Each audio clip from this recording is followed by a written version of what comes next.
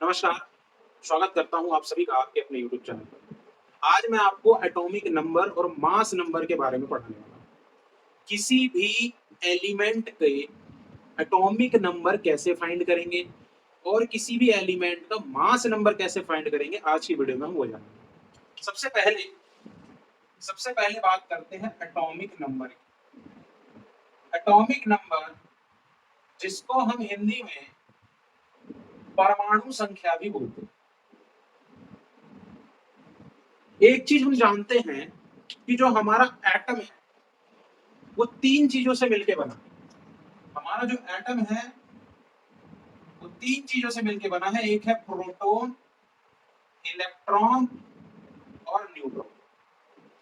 ये जो प्रोटॉन है और न्यूट्रॉन है, ये दोनों पाए जाते हैं एटम के न्यूक्लियस में।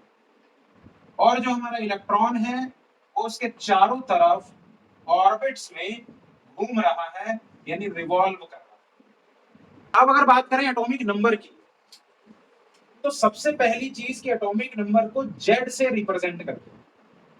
अब अगर आपको किसी भी एटम का, एलिमेंट का एटॉमिक नंबर फाइंड करना है, तो उसके लिए आपको उस एलिमेंट में प्रोटॉन की संख्या का पता होना जरूरी है।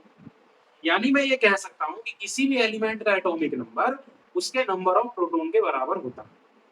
लेकिन यहां पर एक चीज ध्यान देने वाली है, अगर एक एटम इलेक्ट्रिकली न्यूट्रल है,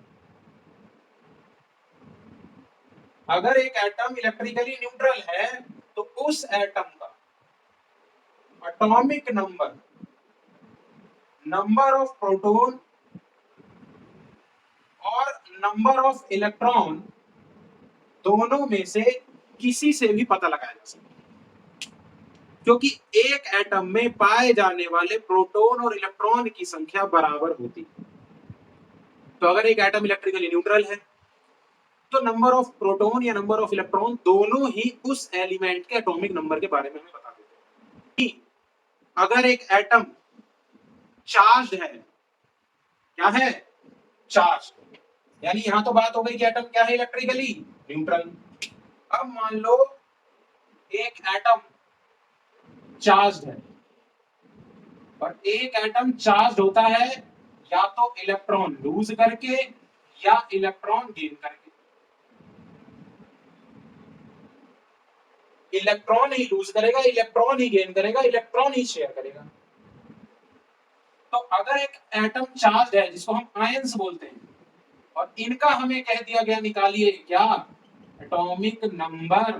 तो अब ये सिर्फ नंबर ऑफ प्रोटॉन्स के ऊपर डिपेंड करेगा।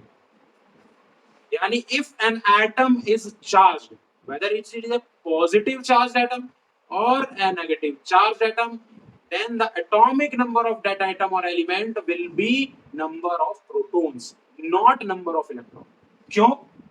क्योंकि अगर पॉजिटिव चार्ज एटम है, कैसा एटम है? पॉजिटिव चार्ज एटम, तो इलेक्ट्रॉन की संख्या कम होगी, किससे? प्रोटॉन से।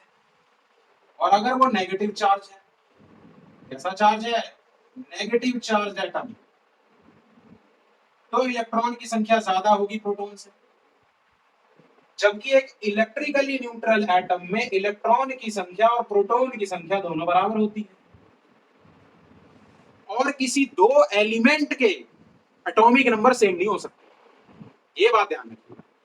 एक एलिमेंट के अलग अलग एटम के एटॉमिक नंबर सेम होंगे, लेकिन अलग अलग एलिमेंट का एटॉमिक नंबर सेम नहीं हो सकता। तो अगर उसने इलेक्ट्रॉन लूज कर दिया या गेन कर दिया, और अगर आप इलेक्ट्रॉन के बेसिस पे क्या निकालेंगे? Atomic number. तो एटॉमिक नंबर जब हम एटम न्यूट्रल था उससे कंपेयर करेंगे, तो वो हमेशा ज्यादा आएगा या कम आएगा। तो दो बातें हैं, अगर इलेक्ट्रिकली न्यूट्रल एटम है तो atomic number, number of proton या नंबर ऑफ इलेक्ट्रॉन किसी के बेसिस पे निकाल सकते हैं। लेकिन अगर उसी एटम ने, चार्ज एटम है वो, आयन बनाया है, तो उसका एटॉमिक नंबर निकालने के लिए नंबर ऑफ प्रोटॉन ही जरूरी है, नंबर ऑफ इलेक्ट्रॉन पर वो काम नहीं होगा। एग्जांपल लेके समझाता हूं। जैसे मैंने ले लिया सोडियम। सोडियम के अंदर 11 प्रोटॉन है और 11 इलेक्ट्रॉन।